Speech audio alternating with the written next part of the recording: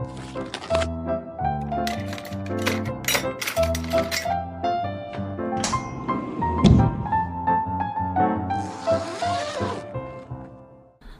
to Season 3 of Malevolent Autopsy. I'm your host, Queen. I use she, her pronouns, and I am so excited to be here with you all. Now, let me warn you, this show contains major spoilers for everything in Malevolent as of the day this episode is published. So if you're not caught up, I'm not liable. Before we get started tonight, I'd like to ask my lovely co-host, what part of Arthur's body are you betting on getting injured this week? Howdy, hello. My name is Vol Control. My pronouns are he, him, and I'd like to start off today's episode by saying, Arthur who? Queen, my buddy, my best friend, happy 1-year anniversary for Autopsy. It goes without saying, I'm so proud of you. You took on this project on practically a whim and turned it into something really special. As with most great ideas you have, it started with just a seed, a notion, a whisper of a good idea, and you not only planted it, but nurtured it, tended to it, and grew it into something amazing. Time and time again, without fail, you do this with so many different things. You don't just join a community, you make a community. Through good times and bad, you've stuck with this. You've set yourself a goal, follow in Harlan's footsteps to churn out an episode of a week of a podcast documenting the incredible creative work he makes and how insane it makes us. And you've done it. For a whole fucking year, you've done it. Did you know anything about making a podcast going into this? No. Did you have any idea if people would even show up and listen after the first episode? Nope. Did you think you'd ever get to the point where you would get so many listener submissions we'd have to split them into 2-part episodes? Never in a million years. So, I hope you take this moment to appreciate the ambition, dedication, and hard work you've done and inspired others to do for 1 whole year, rain or shine, without fail, to make it to here, the 1-year anniversary of Autopsy. Oh, Vol, that was so sweet. I did not know you were going to do that, but I should have guessed, considering that I can always see your summary, and I couldn't this time. Oh, thank you so much. I really appreciate that. Thank you. I am speechless. Thank you. You're welcome. Now, with that out of the way, let's talk about this week's episode, which I'm also not going to summarize, because there is no clever, funny, succinct way to wrap up Chapter 268, and I wouldn't want to even if I could. For the public listeners, this chapter begins with Arthur suggesting that John say a few words, a eulogy, and ends with John and Arthur moving on toward the sea of concrete columns, questioning whether they should take off the mask or not. Beautiful. Perfect. I love it. I wholly approve, because I was wondering how the fuck you were going to do that, too. Yeah, I mean, not only was it a really beautiful episode, but also conversation episodes are a nightmare to summarize. Yeah. What part of Arthur's body did you bet on, though? I didn't pick one.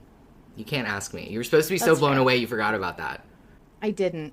Let the record show I didn't. Okay. Let me come up with one real quick.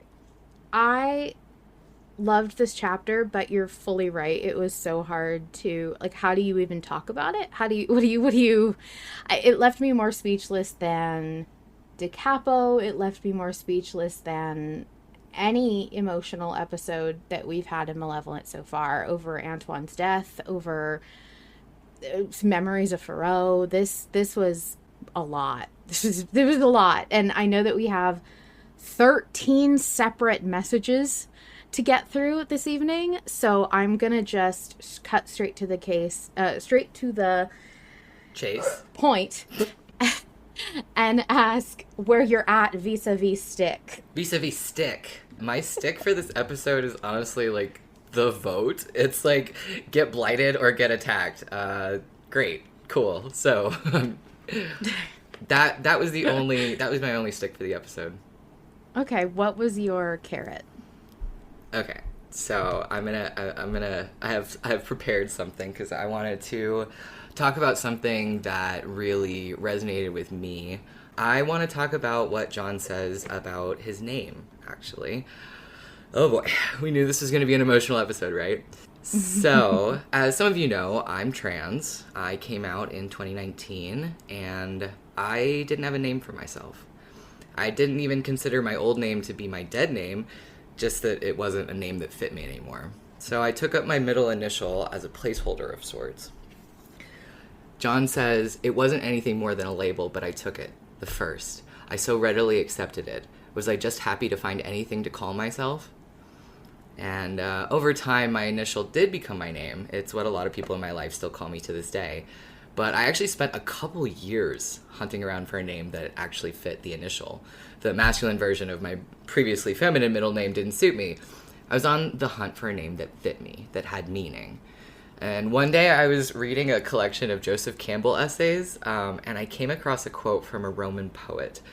I won't say which one, but it won't be hard to find because I'm giving a quote from him, so be cool, everybody, don't dox me. The quote goes, "Nothing retains its own form, but nature, the greater renewer, ever makes up forms from forms. Be sure there's nothing perishes in the whole universe. It does but vary and renew its form." And if that's not relevant to this chapter and to this fucking podcast, I don't know what it is. It resonated with me then, and in search of a name that had meaning for me, nature's transformation, renewal, growth. When I transitioned, I was still me, but more me. I feel like John's name was sort of a placeholder, but that he grew into it. It gained meaning. And, fun fact, the name of this Roman poet is the same name that has been passed down the paternal line in my family. My father, my father's father, my grandfather's father, all had the same middle name. Although my father did not give it to me directly, it was delivered to me through my family line. Quote, "I didn't take the name John because it felt right. I took it because she gave it to me." I get it, John. I super get it. So that's my carrot for this week. Oh, gosh, that's beautiful. Thank you for sharing that. I really appreciate it. Yeah, I feel like a lot of people, a lot of trans people resonated with the way that John talked about his identity and his transition, frankly, in this episode. And so I wanted to put some trans voice to that. Yeah, I think that's wonderful. And what a wonderful way to see something that I think John hadn't. I mean, we've never heard him give a real voice to his name like in this way before. It was such a unique way to hear John talk about it. Yeah, it was really cool. So, Queen, what was your stick? My stick was the way that the music warped in the middle of John's. Oh my god, I fucking loved that. That slapped so hard. Fucking chill down my spine. Yes. I think that was like the first thing I had to say about the episode, even before I talked about the eulogy itself. The way that the theme warped and twisted behind his words was haunting and ominous and exciting in such a dreadful way. And it really made me, it's just making me, every chapter we get something that's making me more and more like, I feel like I'm constantly taking a deep breath in, but I don't get to let it out. Right. Like, oh, totally. Really tense feeling, because I know it's leading up to this big thing that's going to get revealed, and no matter how it goes and no matter what it is, that impact has already been really well rooted and established throughout all of the chapters so far. And I think it's really adding to the sense of like adrenaline that is pushing all of these episodes. Yeah, I feel like that part of the setting of the dark world is that it warps the music, and I fucking love that. I think that's such a cool detail. Yeah, I agree. I love all the new, fun, different things that Harlan does with music. It's like every time I think we've heard the extent. No, we haven't. Yeah. So what was your carrot this week? My carrot was, I'm going to start with the quote from the chapter. He didn't want to project or use his powers because if he did, then he wasn't John. He feared that he was that thing again, that monster, a monster he was afraid of, a monster that still reared its ugly head like in the dark world. And that is actually when the music does start warping. That is the line that takes place in. And from a different perspective, for me, that took on a lot of the concept of recovery and progress and just trying to aim to be a better person in general. I mean, we all know our own traits, our own flaws and bad qualities. And for me personally, I'm very aware of when I am having problems staying like in an upward progression. And I have a really hard time remembering that progress is not linear, which is something I'm very good at reminding other people, but apparently I'm exempt. Yeah, we're like that all the time. You know, you forget to be a friend to yourself. That is the chronic condition I see in all of the most compassionate, kind people I know. And for me, it was just such a testament. It was one of the best ways I've ever heard it put into words. When you see things about yourself that are not your 100% the best you know you can do, or even when they are and they just don't match up to what you want it to be, it can be like, oh my God, I'm falling back. I'm losing all the progress I worked so hard for. And I think it can be really, really scary and discouraging in the moment. And it feels like, you know, we tend to think of when we say like recovery and progress are not linear, you know, you always think of progress as moving forward, but there's really not a way to move forward when you're talking about identity and the qualities of people. Those things are not measured like that, and it's hard for, I think, us as humans to wrap our heads around. So for me, hearing John talk about the fact that he was scared of projecting and using his powers because they were associated with something that he really didn't want to be anymore, and he was afraid that it was representative of some part of himself that was just, for me, I guess it was like there's always been a deep, I think a lot of people have this, and I'm trying to be brave about admitting it, but like there is always a deep part of myself that thinks like, what if I am just like this? What if there's just something wrong with me and it's inherent and it's unfixable and everyone's going to find out?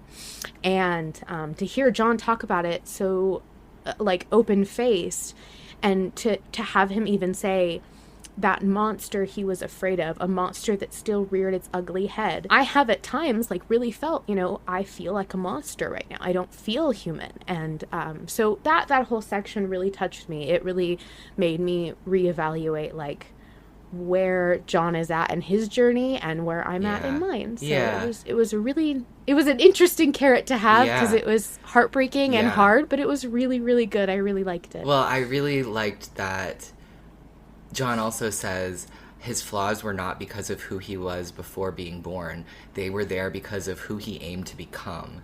And I love that. I think that is such an important part about growth and progress, is that you have to look at a lot of your flaws, and it's very uncomfortable. You don't want to look at those ugly parts of yourself, and to have to face those and grow through that it's the human fucking condition.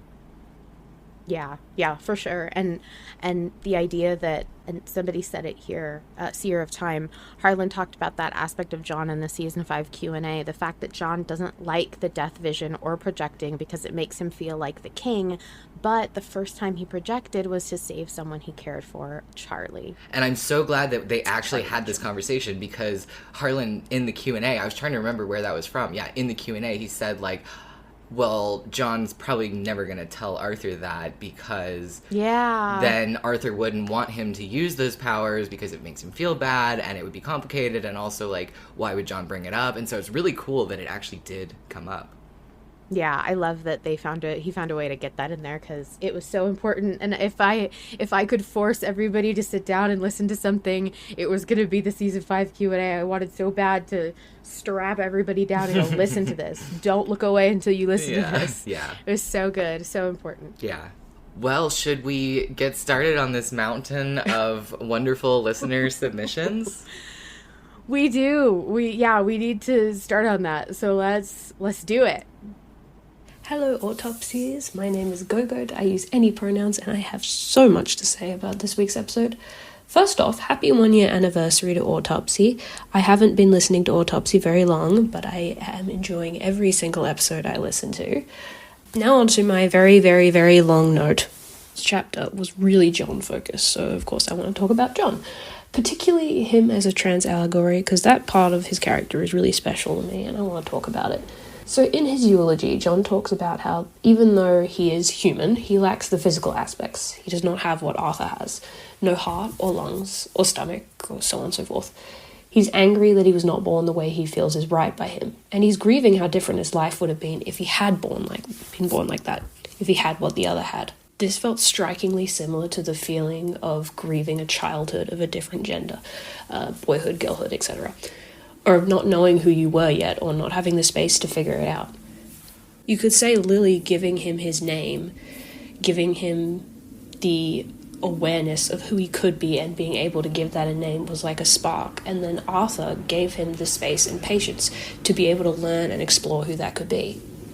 This could be a whole essay, but this note is already going to be way too long and I have more stuff to say about different things, so we're gonna move on to the next point.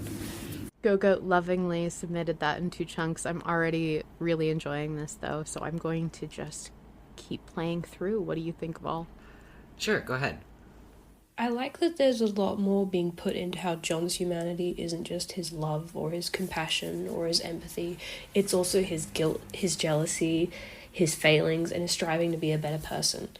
It was implied a lot in season 4 and a little bit at the start of season 5, but I'm glad it's taking center stage a little bit now. This is my final point, and then I'm done. I really adore that part of the eulogy where John talks about dying mid-bite. It's such a simple metaphor, but it hits that devastation of being incomplete so well. An unfinished meal, a mess on a plate, flavors left untasted, experiences that we miss. We're not going to get to be perfect. We're not going to be able to finish that plate. We just have to do our best, work to be better. Eat the elephant. Okay, that's my note done. Bye-bye. Thank you, Gogoat. Really appreciate your touching submission. Yeah, thanks so much for submitting that. And I really appreciate that someone else brought up the trans experience of grieving a childhood. It's not an experience that I necessarily have because I grew up feeling very gender neutral and was kind of comfortable in that skin for a long time. But I know from so many of my other trans friends that a lot of them grieve the childhood that they wish that they could have had. And I think that that is a really cool point to point out with the John trans allegory. I hadn't even really thought about that. Yeah, beautiful. Shall we listen to another? Let's do. Hello, this is Luna Maria, she, they pronouns. I'm writing in about this last chapter, which was perhaps the most beautiful chapter of Malevolent ever. That blew my fucking mind. I know people were frightened about opening the coffin, but guys, it was so fucking good. Holy shit. Um, I just want to do a victory lap that Lily is John's mom. And Harlan Guthrie actually got me caring about moms. Like, that made me emotional, that I was like, "Oh my god." The act of having a mother, the act of having someone to nurture and care for you, and it's this really beautiful cycle of John learning what different kinds of love and support look like, what it feels like to just be cared for, and how heartbreaking it is that he was never cared for. I'm also just blown away by how this piece of writing introduces the concept that being incomplete is a beautiful thing because it means we get to keep writing our own stories. It means that there's space for us to fill in and create more, as opposed to being slotted into a role and told this is all we're supposed to be. We've done everything. The act of creation is a gift and beautiful, and Harlan is just so incredible at doing that. And that John found it beautiful to be incomplete because then he could be whole with Arthur, who's also incomplete. So I'm very happy. Beautiful chapter. Thank you, Luna Maria. Really appreciate your lovely submission. Ugh, Luna, you took me out with saying that John, coming to terms with being incomplete so that he could be whole with Arthur. Ugh, my heart. Yeah. I mean, oh, the heart they share. Yeah. I think it's so great to have a narrative, actual physical call out of something that a good section of, I think, the fandom had already picked up on, which is that Lily was closer to a mom for John than anything else. Not to say that, like, there's any incorrect fan enjoyment of any other role Lily could have played. I don't ever want to yuck anybody's yum. However, I do really appreciate that we got, like, John acknowledging it specifically. Yeah, and I didn't really think that John was ever going to come to that conclusion on his own and to say that himself without sort of having his hand held to get there. And I think that's part of the reason that this has such a huge emotional impact, is because it is a feeling that John has that has nothing to do with any sort of, like, comforting that Arthur has done to him, or, explaining things or discussing things. It's straight from the heart, and I think that's so cool. Yeah, I appreciated, too, that we got to hear a lot of John speaking out on things that were important to him unprompted. Like, Arthur didn't lead him to speak on any of these subjects or people. This is what came out of him. I loved that. It was great. Yes, yeah. All right, let's do another. Should we, do you want me to read this email? Oh, yes, sorry, I missed the numbers. No, that's okay. All right, we got an email from Liz, or Evil Liz, also known as Zill, and they said, I've just spent these past few days crying over John. I loved how he put the line, John Doe was born in hospital and named by his mother. The most human and heartbreaking thing I've been thinking about since Monday. Characters who want to be human and are trying so hard to be good have always held a special place in my heart. I love how John was able to articulate moments and emotions that are kind of out there, but when you get down to it are very human. Again, he was born in a hospital and named by his mother. Me too, buddy. Me too.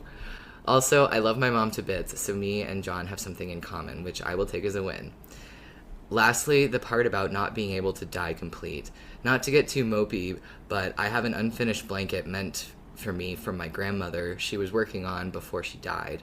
I only learned about it a few years after her passing, and it brought about almost a second round of grief when I did. There were so many things I wish I had gotten to do with her. While I have dealt with my grief, I think this chapter puts into perspective exactly why we find the loss of a loved one so jarring, and it won't take away our grief. It allows for an understanding that I would have found helpful in the process of mourning. Anyway, it was a great chapter. I've cried several times and cried while writing part of this. Good on Harlan. Have a lovely, amazing day. Zill, Evil Liz. Oh my god, my eyes are all watery. I forgot that this was going to get me really bad. I know. I was telling people, bring the tissues to Autopsy, because it's going to be a doozy. It's going to be a doozy. I counted on the chapter, but I forgot that everybody else submitting things would make me cry too. Yeah. Thank you so much for your submission. I really appreciate it. Yeah, Zill, thank you so much for sharing that. That's really touching, and I think that really does. Yeah, that's an object that carries this message with it, and yeah, thanks for sharing that. Yeah, my dad, when I was born, my dad was in the middle of dealing with stomach cancer, and he had various types of cancer that he recovered from over and over again till he died when I was 15. And so I have always had to confront death. We never knew if he would make it out, like every time it happened. And it was something that I just kind of thought was, because I have had it in my life for so long, for me it was like normal. And it was very hard because I grew up with a constant state of like that feeling of always needing to make sure that you are enjoying or capturing this moment and not to leave anything unfinished. But when he passed finally, it was really hard to know that all the effort that we put into trying to make sure that we didn't leave anything unsaid, and that we that realization that comes later on in grief, where you realize like there is no such thing as doing it right. No.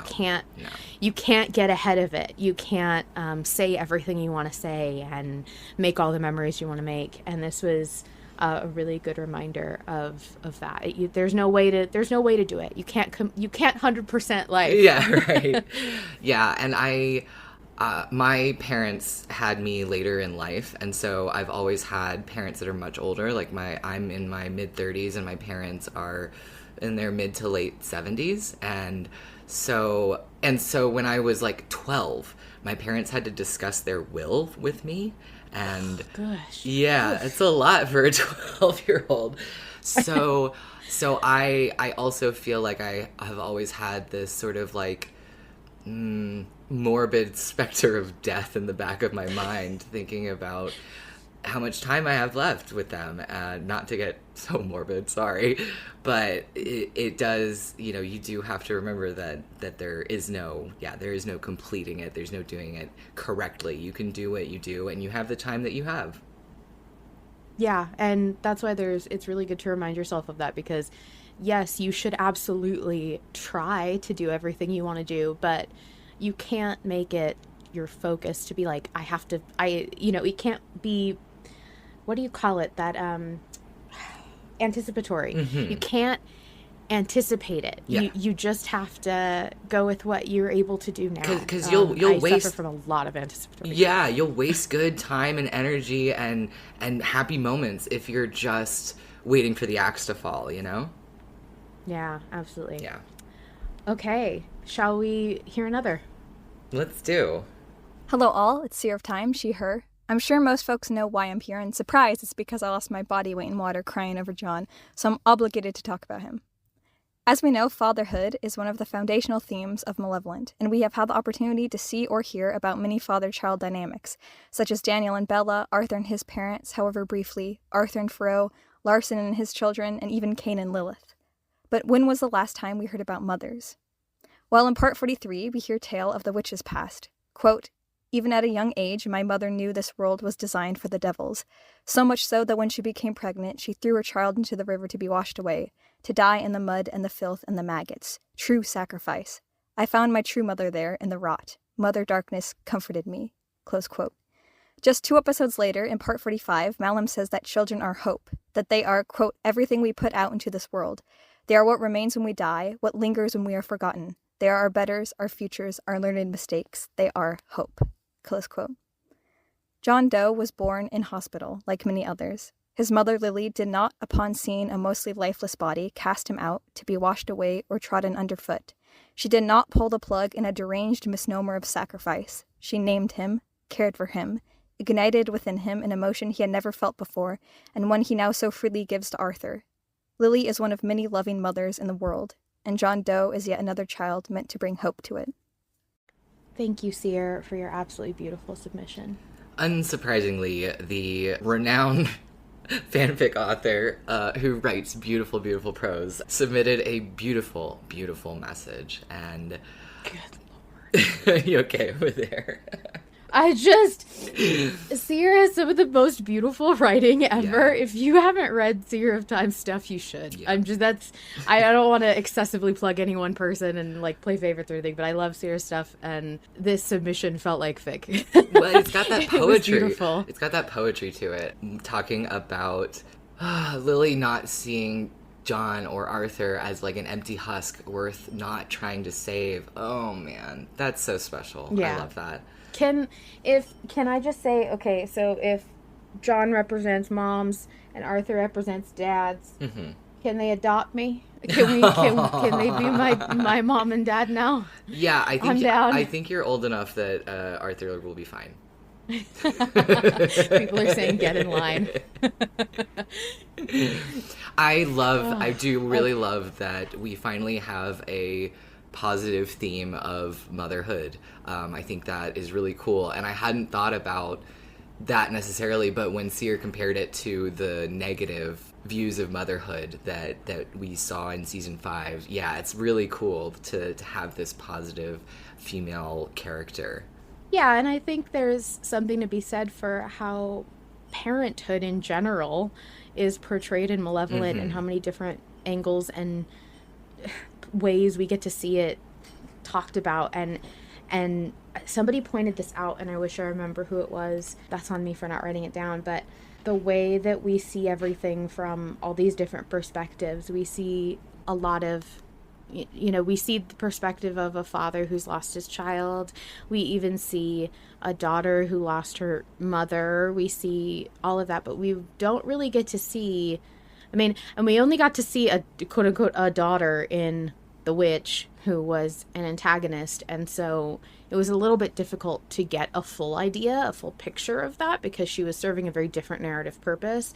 But I think we don't really get to see a lot of perspective of children and their relationships to their parents. And because Arthur has been so Britishly evasive about talking about his parents and his feelings about his parents and his relationship with his parents, I think it's so fascinating to have this perspective from John now as a child. Yeah, it really is. And it's not a perspective that I expected John to embrace. Shall we get to another one? Yes, let's do. Marshall here, they, he. Even though this was a very John-focused chapter, and he absolutely deserves his flowers, 100%, I still want to take a moment to appreciate Arthur, because unlike Luna Maria, I do love John and Arthur equally, actually. First off, Arthur chooses to really make space for John to voice any thoughts and feelings he has about this coffin, and the potential that it is his in some way, despite John being incredibly hesitant and unsure. He is so gentle and kind with John in a way that makes me feel way too many emotions.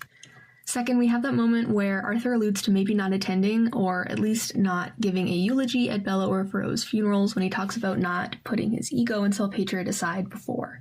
This makes my head buzz. God, Arthur! Next, when they open the coffin, John says, "It isn't me," almost relieved, and Arthur replies, "It is. Even if that body isn't yours, this moment is." I am so crazy about these two fictional guys. The support, the encouragement, the affirmation, the way their relationship has developed from the beginning of the show eats holes into my brain. Lastly, Arthur says, "I needed to hear that" when John finishes his eulogy. All I can think about is how Arthur struggles to communicate his feelings with others and how little he expresses his affection towards John. To me, this line reads as Arthur screaming, "I love you too, John," in his own indirect way, and I am crying about it. I think we all are. Thank you so much for your submission, Marshall. Yeah, that was great. I'm glad that somebody's talking about Arthur. I mean, it's not all about John all the time. I thought the Luna Maria shade was fucking hilarious. Oh God, I live for it. I live for it. We've got listeners beefing with each other in the podcast, in the voice submissions. This is good shit. I love it. Yeah. But yeah, I'll help change the narrative when Luna Maria can prove me wrong, because has not demonstrated an equal love so far, just saying. But I really loved Arthur's part in this. You hit the nail on the head, Marshall. He's so gentle and listens. He doesn't try to guide John or speak for him or anything like that, and I really liked that. Yeah. And speaking of like Arthur, I actually really enjoyed the "This Isn't About Me." Yeah. That section in this was really nice. I mean, I don't think that I think it was very appropriate and it was well timed, and I also think that that is a very good way to respond to somebody, because I know, especially when you're grieving and you're doing something like giving a eulogy, that is actually something that I have really appreciated hearing when I'm talking about like grief or a loved one who's gone or whatever. I'll tend to like impulsively apologize because right. I'm talking about something that isn't comfortable and makes people sad. Sure. And whatever, and I've had a couple people say it's not about me right now, it's right. Okay, it's about you right now. Right. It's very nice. Yeah. Shall we listen to another? I think you might have skipped one. I did. But that's okay, because these two are sort of interchangeable because they touch on some of the same things. Okay, great. Let's listen to another that I didn't skip. Hello. Please forgive my voice. I'm Soren Quill on Discord. I use they, them pronouns. I am not normal about chapter 268. I am not normal. Oh my god. Arthur's comment about, like, his ego getting in the way of him delivering a eulogy, that was 100% about Bella, and you cannot change my mind. I am 1000% convinced that he was talking about Bella, because Faro, he was way too grief-stricken. Bella, That's the only other person I can think of where I'm like, because it wouldn't have been his parents either. Like, it just, you feel me? Like, it has to have been about Bella. And I don't think it's gonna be confirmed ever. I'm yapping about this, but oh my god, John's eulogy. The way that he talked about Lily and the way that he talked about Arthur. Also, the line about, I was created complete, and yet he still grew, and yet he still changed and evolved and became a different person. I'm so not okay. I am never going to be normal again. Thank you, Harlan, for this. Oh my god. Oh, I was keeled over in my chair. Like, all the feelings. It was devastating in the best way. Anyways, we should leave the mask on because I really, really do not want Arthur to have another plague. Please. Thank you. Thank you so much, Soren. I appreciate your submission. I feel like Soren has encapsulated what, like, 90% of the fan reaction to... No, higher than that. 97% of the fandom reacting to this chapter has been... You've encapsulated that, Soren, so thank you for distilling it for posterity. Yeah, absolutely. I just want to say really quick, it's so hard when... Recently, Harlan has changed the reward you get for the Shamers and Great Old Ones. Mm-hmm. Specifically, the Shamers used to get thank you letters from characters in the show, no longer offered, but it has been replaced with a special monthly reward that is Arthur's diary / journal. Mm-hmm. And that I can say because it is fully written on the tier, so like that's cool. I know for sure that what is contained within these journal entries, like the content of them, mm-hmm. will eventually end up on the internet as far as like talking about what they said, because it's going to get referenced in people's posts analyzing things. It's going to mm-hmm. come up. I'm not saying that it's like gatekept knowledge. What I am saying is I'm not going to be the one to tell you what those journal entries are saying. Indeed. And it's not super cool, in my opinion, to go spreading around like a transcript of it or the audio of it, because that's a paid reward, so don't do that. Yes. But I can comfortably say, I think it's okay to say, if you are a Shamer or a Great Old One and you have access to those journal entries, the one that corresponds to this month was really, really, really impactful for mm-hmm. this chapter. Mm-hmm. Yeah. And I would leave it at that. Nothing, yeah. What I'm going to say is, if nothing else, if you like have, because those rewards are something you unlock as soon as you upgrade. So if you just have that money for a month or whatever, I think it is completely worth it. This chapter hits so hard if you have that small extra little tidbit. So mm-hmm. like, do that. Mm-hmm. Do that. I'm just saying. Yeah, I really like the Arthur's journal entries for the Shamer rewards. It's very cool. It's such a bummer we can't talk about them yet, but I'm sure someday, like when this is very, very, very old and it's all kind of out there anyway, we could probably talk about it, but I don't want to be that person. No. So. Shall we listen to our last one before we actually talk about the vote?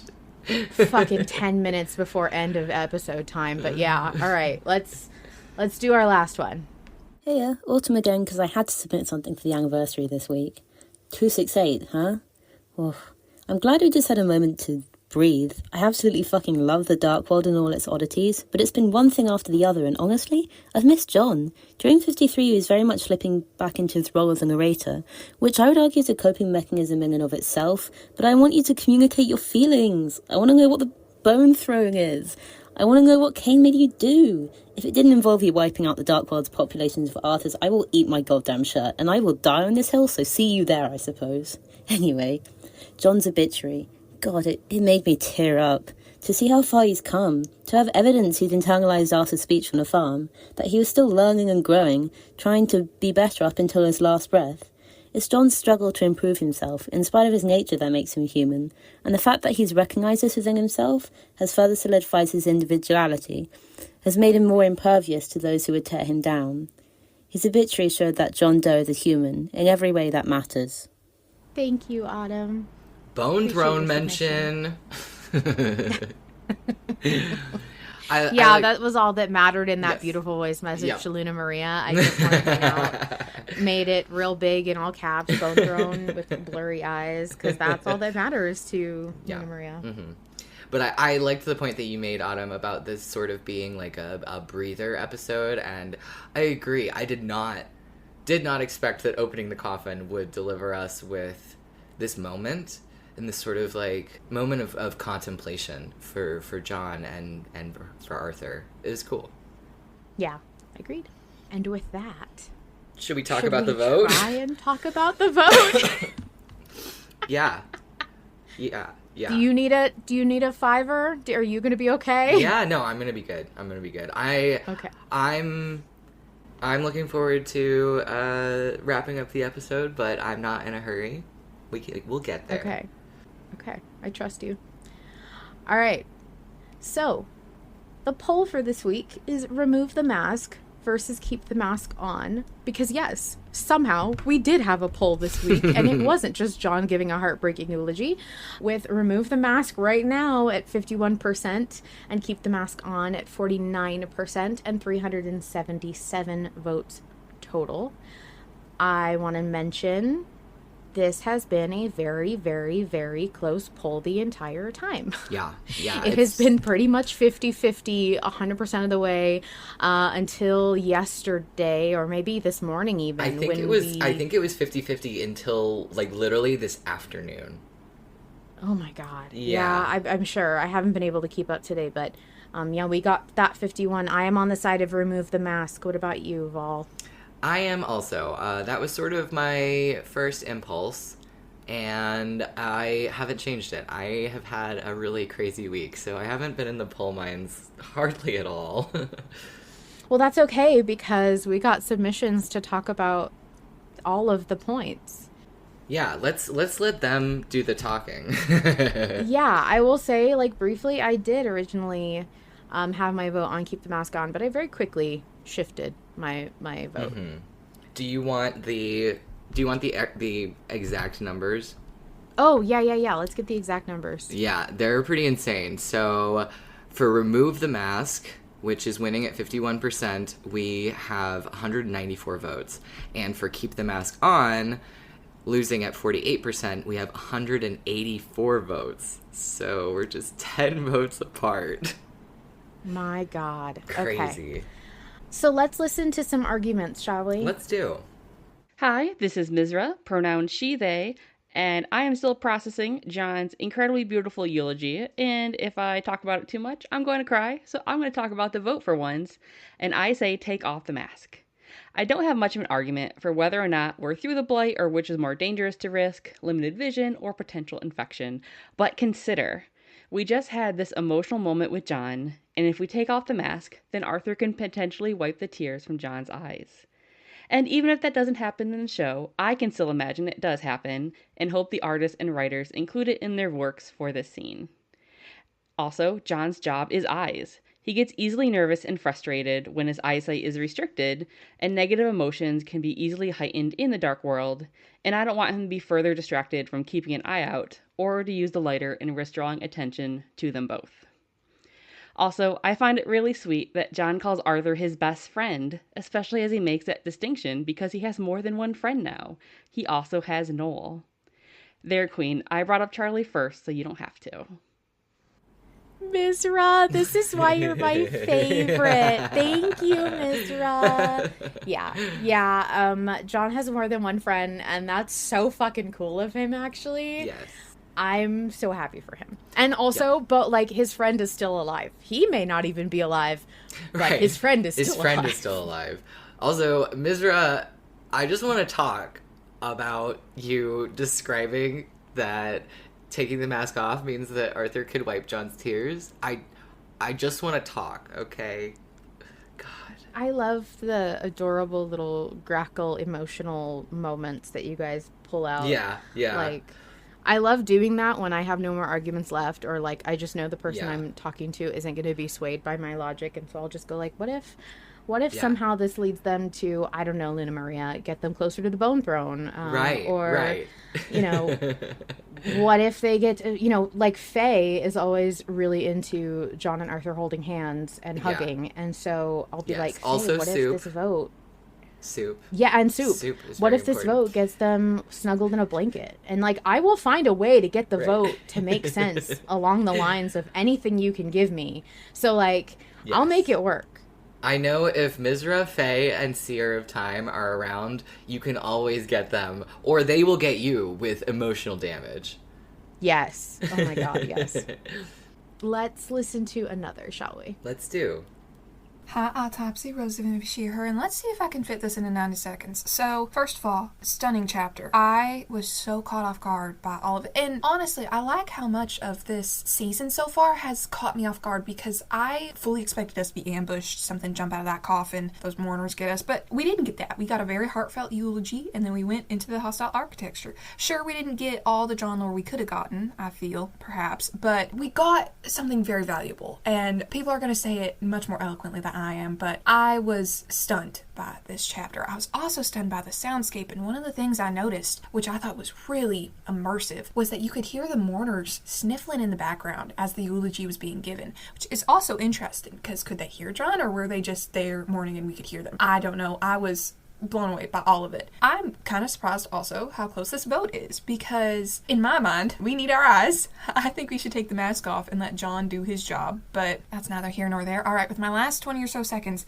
happy anniversary, Autopsy! This is so exciting that it's been here a year. Queen, you do such an amazing job, and your co-hosts do such an amazing job. I am so happy to be able to be a part of this most weeks, but I seriously am blown away by all that you do. Keeping up with Harlan's insane work ethic is an achievement on its own, so thank you so much for putting this out and letting people be a part of it. I was very excited to be able to talk about my passion of music and how Malevolent uses music, and you giving a platform to us fans to talk about all these cool things in a podcast format. That's just, it's awesome, and I appreciate you so much, and I hope that you feel the love today, as you very well should. Rose, thank you so much. That was so sweet of you. I was just like saying, oh, I miss Rose. We need to have her back on. It's always such a delight hanging out with Rose. Oh, thank you. I appreciate it. Yeah, that's so sweet. Get appreciated, Queen. And like, see, now look what you've done. When you put nice things at the end of your message, I totally forgot all of the beautiful things that you said before that. Like, wiped my brain. Well, Rose mentions that you could hear the mourners, like, sniffling in the background. And I've listened to this chapter 3 times, and I still haven't heard it. I've heard little, like, there were little sniffles, and I couldn't tell if it was from Arthur or from John at the end of some of the sentences, but I didn't hear the mourners. I think maybe it's because I have shitty headphones. I haven't. Yeah, you know what? I probably need to listen for it because I get so distracted by what's going on. Yeah. I sometimes miss all the little, like, background noises until I've listened to it several times. But Rose also made a similar point to Misraa about John is the eyes.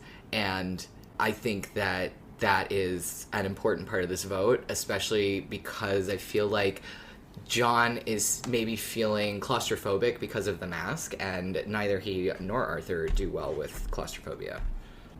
Yeah, and my logic for this vote was mostly based on, like, we only have theoretical idea that this thing is preventing blight, and we know that keeping the mask on is going to limit vision, even only by a small amount, so I would just rather not do that. Yeah. Shall we listen to the only message we got for keeping the mask on? Let's do that. Hello, AK Trash Panda here, she, her pronouns, and look, we all know taking the mask off right now is probably safer. John said there's no more blight, and according to Frederick, it was a toss-up on whether or not the mask was even protecting them in the first place, and now they're surrounded by highly obscured visibility in a space where something could jump out at them from any angle. And I'm all for listening to John. Baby boy wants to see, let him do the only thing he can do. But consider, I love mask sounds. Mask sounds are fun.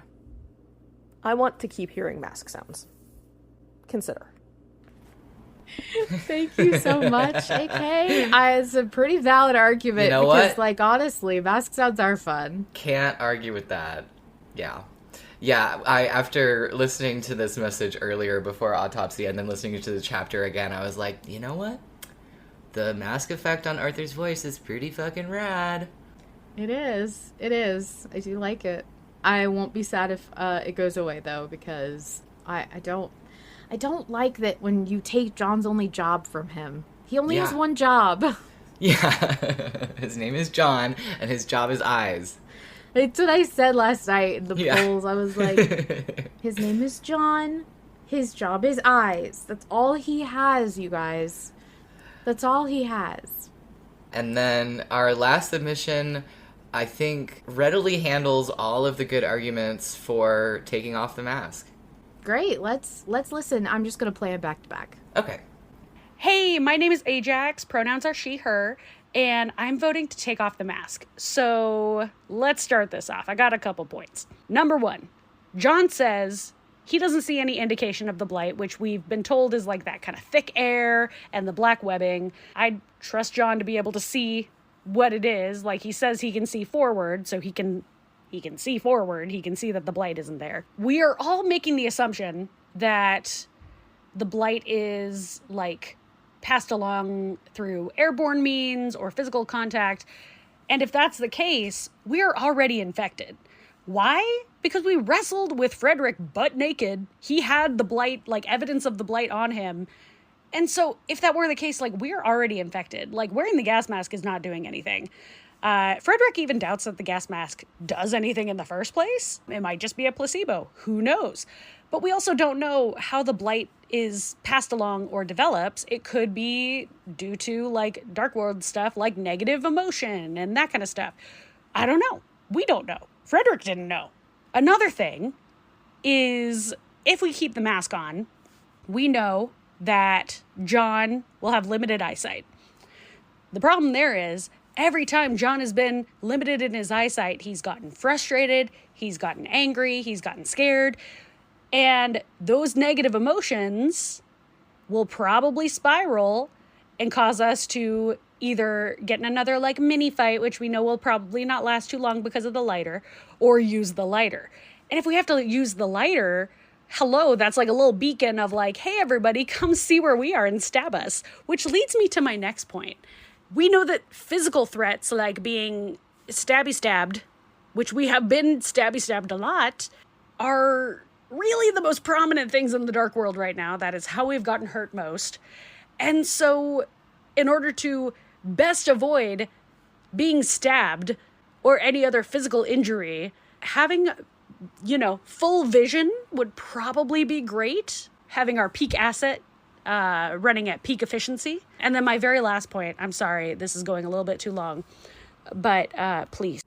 Thank you, A-jaqs. Seriously, you had some of the best freaking points and things that I have not even thought about, like the lighter. Oh, man, that was great. Thank you so much for submitting. Yeah, thank you so much for submitting. A-jaqs keeps saying sorry it's so long in the chat, but no, this was great. And you split it up into 2 messages. We just, because of how this episode is, how long we've gone, and the fact that everyone is so blown away by the chapter that we're kind of like, what vote? So it's really nice to have you run down all those really, really good points.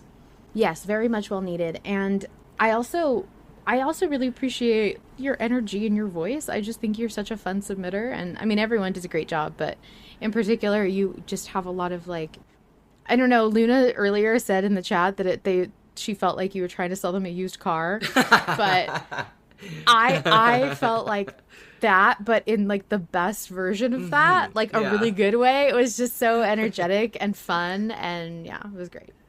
My favorite part of A-jaqs' message was mentioning that we already wrestled with Frederick butt naked. So if we were gonna get the blight, pretty sure we're already infected. Very good point. Yeah, I keep forgetting he's been naked pretty much the entire story so far, and that like, yeah, this thing, if there's a chance of avoiding whatever this blight is, I'm doubtful that we're going to be able to at this point. Especially since even Frederick said, I don't know how effective this will be, but it's better than nothing. Thanks, dude. Appreciate it.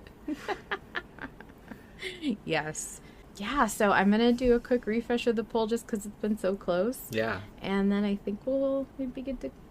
Well, I mean, I'll be good to close out, but I have a feeling Vol isn't good to close out. No, I'll be ready to close out. Yeah, poll is still the same. Okay.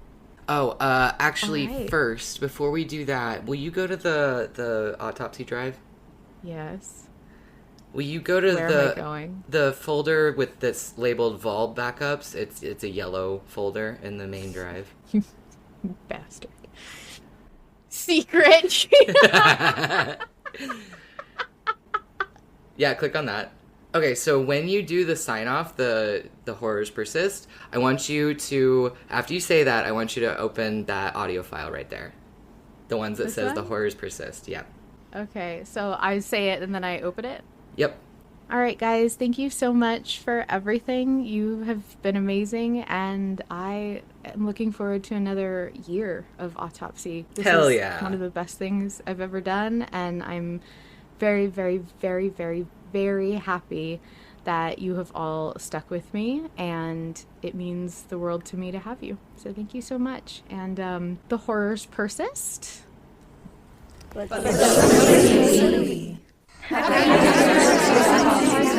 anniversary, autopsy. Happy anniversary, autopsy. Happy anniversary, autopsy. Happy anniversary, autopsy. Happy anniversary, autopsy. Happy anniversary, autopsy. Happy anniversary, autopsy.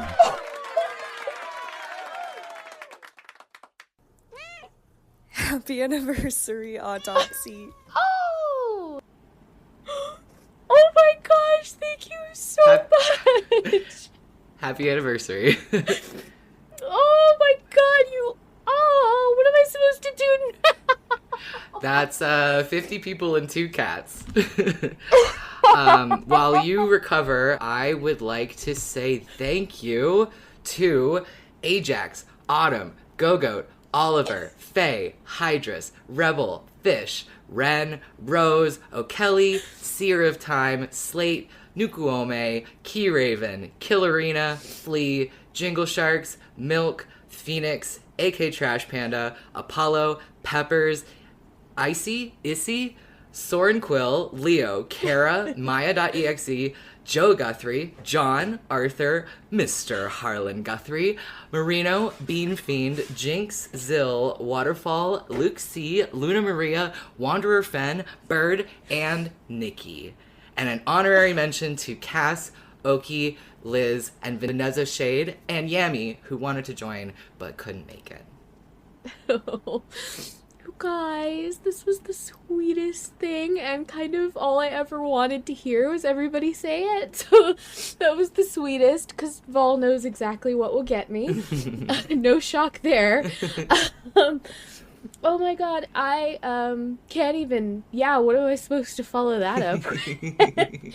I said it a lot, and I'm gonna keep saying it. I've never been able to do anything this consistently, and I could not have without all of you. Everybody who shows up to listen, everybody who posts anything about autopsy anywhere, to like Vol and Misraa and Nikki, who are the backbone of the show, genuinely would not be anywhere near this good without them. And everything that you love, a lot of it is probably because of them. And of course, like, I have to specifically mention Peppers, because even though Peppers is not my regular host anymore, would not have done this without her, and she and I are still really good friends, and I want her back on the show all the time, so, you know, I'm sure she'll be back when she's ready. Did you recognize Pepper's cat's voice? Peppers was the last voice on the... I did. I recognized Peppers, and I definitely recognized Mochi. Mochi has a distinctive meow. And then the meow at the very, very last, and the little woo was Milk. Milk caught Tintin meowing on their recording. Oh, I thought so. Yeah. Yeah, thank you guys so much. It was the sweetest thing. I'm going to probably be listening to that forever on loop. And Vol, for putting all of that together. I have one more thing. If you'll click on the folder labeled Happy. Okay, well, I'm just going to start playing these then. Go right ahead. Wow! What a time it's been. Hells yeah. We don't listen to this, obviously. No, that would be very weird. And a little too personal. Yes, far too personal. But hell, you've done it. Yes, you have. You've existed for long enough to have people appreciate you. I know what that feels like. Not anymore. No, not anymore. Of course. Everything dies. All right, let's not bring it down. Happy anniversary. Happy anniversary. Enjoy exhuming my corpse.